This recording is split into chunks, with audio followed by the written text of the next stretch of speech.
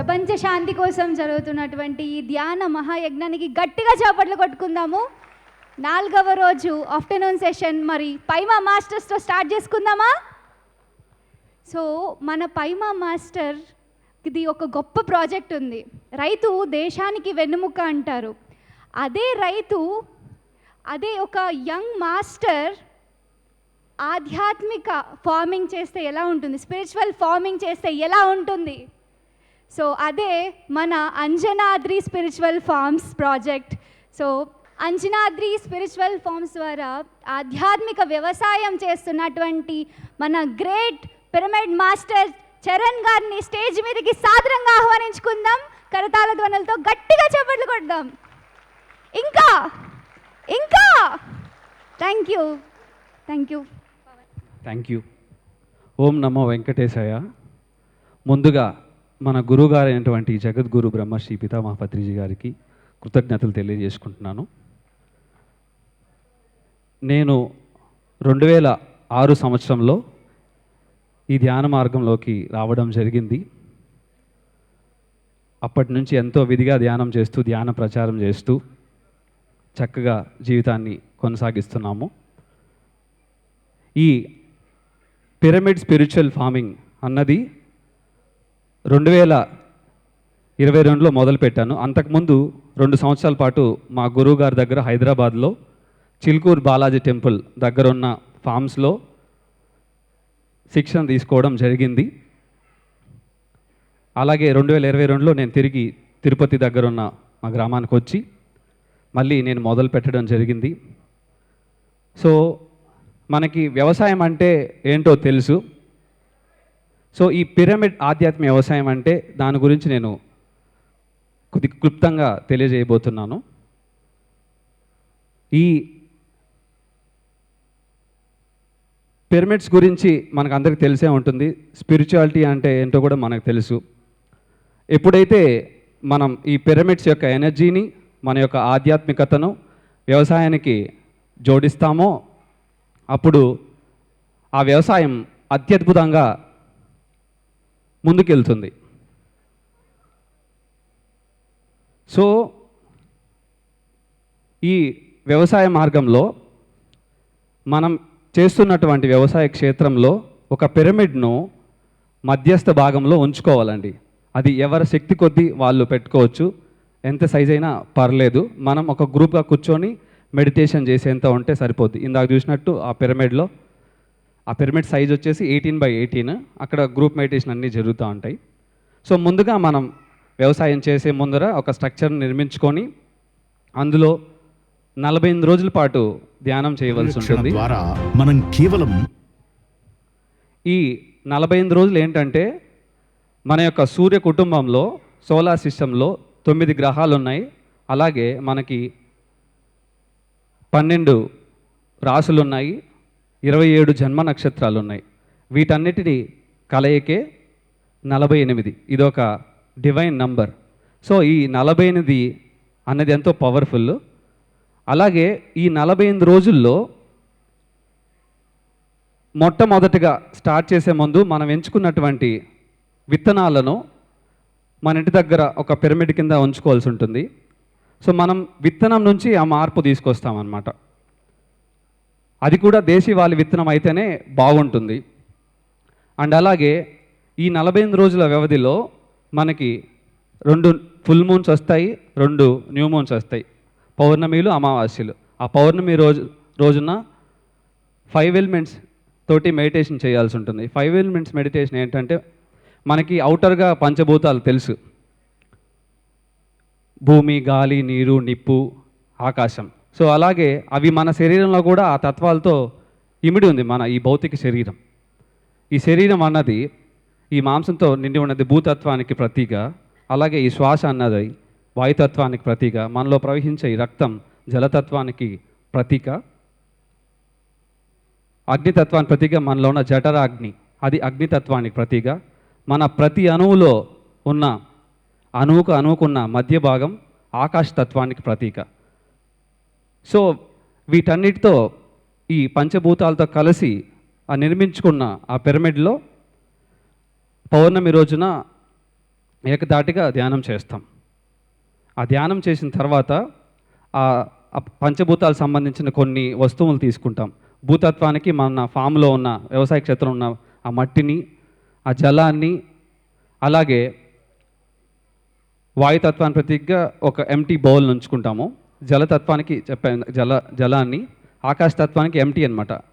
So ఎప్పుడైతే వీటి కలగితో మనం ధ్యానం చేస్తామో ఆటోమేటిక్గా ఆ వ్యవసాయ క్షేత్రంలో ఉన్న ఎనర్జీస్ అన్నీ కూడా యాక్టివేట్ అవుతాయి.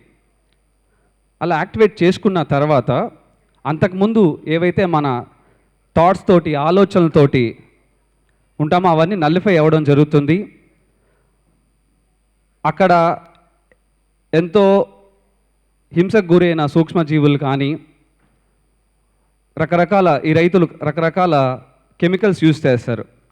సో దాని అంతటితో ఏమవుతుందంటే ఆ భూగర్భంలో ఉన్న జీవరాశులు కానీ, పైన జీవరాశులు కానీ ఎంతో అవి బాధకు గురై ఉంటాయి. ఈ ఎనర్జీస్ ఏమవుతుందంటే మంచి ఎనర్జెటిక్గా ఆ వ్యవసాయ క్షేత్రం మొత్తం కూడా ఒక ఆరా అనేది క్రియేట్ చేయబడుతుంది. అందుకోసమని ఈ 2 పౌర్ణమిలు చేస్తాము. అమావాస్య రోజుల్లో ఆ రోజు మొత్తం ఉపవాసం ఉంటూ, ద్రవ పదార్థం తీసుకుంటూ, సాధన చేసుకుంటూ ఉంటామన్నమాట. సో 48 రోజుల తర్వాతనే మనం ఆ భూమిని దున్నుకోవడం జరుగుతుంది. ఎంచుకున్న విత్తనాల్ని విత్తుకోవడం జరుగుతుంది. అక్కడికి వచ్చిన పని వాళ్ళ దగ్గర కూడా ధ్యానం చేయించడము, పని మొదలు పెట్టడం అనేది జరుగుతుందన్నమాట. సో ఇది నేను ఎందుకు ఎంచుకున్నానంటే ప్రతి ఒక్కరిలో మార్పు తీసుకురావడం కోసం తీసుకోవడం జరిగిందనమాట. మనకి 5 సామ్రాజ్యాలు ఉన్నాయండి. 1 ఖనిజ సామ్రాజ్యము, 2 వృక్ష సామ్రాజ్యము, 3 జంతు సామ్రాజ్యము, 4 మానవ సామ్రాజ్యం, 5 దైవ సామ్రాజ్యం. ఇక్కడి నుంచి వెలువడిన మనం అనేక జన్మలు ఈ యొక్క కింది స్థాయిలో ఆ ఎక్స్పీరియన్స్ పొంది 4వ స్థాయిలో మనం మనుష్య సామ్రాజ్యంలో ఉన్నాము. సో ఇక్కడికి వచ్చిన మనం వాటన్నిటితో ఈ కింద కాన్షియస్ లెవెల్లో చైతన్య స్థితిలో ఉన్న వాటన్నిటితో ఫ్రెండ్షిప్ చేస్తూ ముందుకెళ్తూ మన యొక్క సాధన చేసుకుంటూ తిరిగి మళ్ళీ మనం డివైన్ కింగ్డమ్కి వెళ్తాం. ఈ భూమి మీద వీటన్నిటిని ఏకం చేసేది ఏదైతే ఉందో అదే వ్యవసాయం. ఆ వ్యవసాయంలో మన భూమాతతో కనెక్ట్ అవుతాం, పశుపక్షాదులతో కనెక్ట్ అవుతాం, చక్కగా మన యొక్క జీవితాన్ని ముందుకు తీసుకెళ్తూ ఉంటాం. సో ఈ వ్యవసాయంలో ఈ పిరమిడ్ ఆధ్యాత్మిక వ్యవసాయంలో పండించిన పంటను ఎవరైతే తీసుకుంటారో వాళ్ళల్లో ఆటోమేటిక్గా ఆ మార్పు అనేది రావడం జరుగుతుంది. సో మన గురువు గారు చెప్తుండేవాళ్ళు ధ్యాన మహాచక్రాలప్పుడు, ధ్యాన మహాచక్రానికి వచ్చిన వాళ్ళు పిరమిడ్లోకి వెళ్ళకపోయినా పర్లేదు, సరస్వతి ప్రాంగణంలో ధ్యానం చేయకపోయినా పర్లేదు, ఎప్పుడైతే అన్నప్రసాదం దగ్గరకు వచ్చి మన చేతి వంట తింటారో ఆటోమేటిక్గా వాళ్ళలో మార్పు అనేది సహజంగా వస్తుందని. సో యోగీశ్వరులమైన మనం వండి వడ్డించినప్పుడు వాళ్ళలో ఎంతో మార్పు వస్తుంది. సో ఆ మార్పు నేను రూట్ లెవెల్ నుంచి తీసుకొద్దామని మొదలుపెట్టానండి. మనమే మన పిరమిడ్ ఎనర్జీతో మనమే పండించి మన దేశీవాళి విత్తనాలను మనం ఎంచుకొని ఆ దేశకాల పరిస్థితుల ప్రకారంగా అవి ఎప్పుడైతే పండుతాయో ఆ యొక్క పిరమిడ్ ఎనర్జీ అనేది ఎప్పుడైతే వెళ్తుందో ఆటోమేటిక్గా ఆ నిద్రానవస్థలో ఉన్న ఆత్మశక్తి మేల్కొని అందరిలో కూడా మార్పు రావడం జరుగుతుందని మెసేజ్ రావడం జరిగింది. అందువల్ల నేను ఈ ఆధ్యాత్మిక వ్యవసాయం చూస్ చేసుకోవడం జరిగిందండి. సో ఇక్కడ ఉన్న వాళ్ళు రైతులందరూ కూడా మీ వ్యవసాయ క్షేత్రాల్లో మీ శక్తి కొద్దికి మీరు ఎంత ఖర్చు పెడతారో అంత ఖర్చు పాటి మీరు యొక్క పిరమిడ్ స్ట్రక్చర్ని బిల్డ్ చేసుకొని ఇలాగే మొత్తం పశుపక్షాదులతో కనెక్ట్ అయ్యి ఆ పిరమిడ్ శక్తితో కనెక్ట్ అయ్యి 48 రోజులు క్రమం తప్పకుండా ధ్యానం చేసి ఆ దేశీ వంగడ విత్తనాలను చూస్ చేసుకొని మీరు మొత్తానికి కాకపోయినా 1 ఎకరం ఉన్నవాళ్ళు 1/2 ఎకరంతో స్టార్ట్ చేయండి. లేదు మేము 1 ఎకరం మొత్తం చేస్తామండి అనుకున్న వాళ్ళు మొత్తం స్టార్ట్ చేయండి. మొదట 6 నెలల నుంచి సంవత్సరం రోజుల వరకు మీరు అనుకుంటారు ఇలా పిరమిడ్ వేసేస్తాము, మందులు ఏం కొట్టము, మాకు రిజల్ట్స్ వస్తాయని. అంటే మొదటగా మన భూమిని మనం నాశనం చేసాం మన చేతుల మీదుగా, ఎన్నో పురుగు మందులు వేసి ఎన్నో రకరకాల కెమికల్స్ని యూజ్ చేసి. సో తిరిగి దాన్ని మళ్ళీ శక్తివంతంగా తయారు చే బాధ్యత మనదే. సో కాబట్టి మై డియర్ ఫ్రెండ్స్, మీరందరూ కూడా మీ వ్యవసాయ క్షేత్రాల్లో పిరమిడ్ నిర్మించుకొని అక్కడ క్రమం తప్పకుండా ధ్యానం చేసి ఆ పంటలన్నీ చక్కగా పండిస్తారని కోరుకుంటున్నాను. ఇంతటి గొప్ప అవకాశం ఇచ్చిన పిఎంసి వారికి, మొత్తం పిఎస్ఎం వారికి ధన్యవాదాలు తెలియజేసుకుంటున్నాను. Thank you so much. Thank you so much Charan గారు. అండ్ ఎలా ఉందండి ఆధ్యాత్మిక వ్యవసాయం గురించి? గట్టిగా చప్పట్లు కొడదాము. మరి చరణ్ గారిని సత్కరించవలసిందిగా పిప్పల ప్రసాద్ గారిని స్టేజ్ మీదకి ఆహ్వానించుకుందాం గట్టిగా కరతాళ ధ్వనులతో.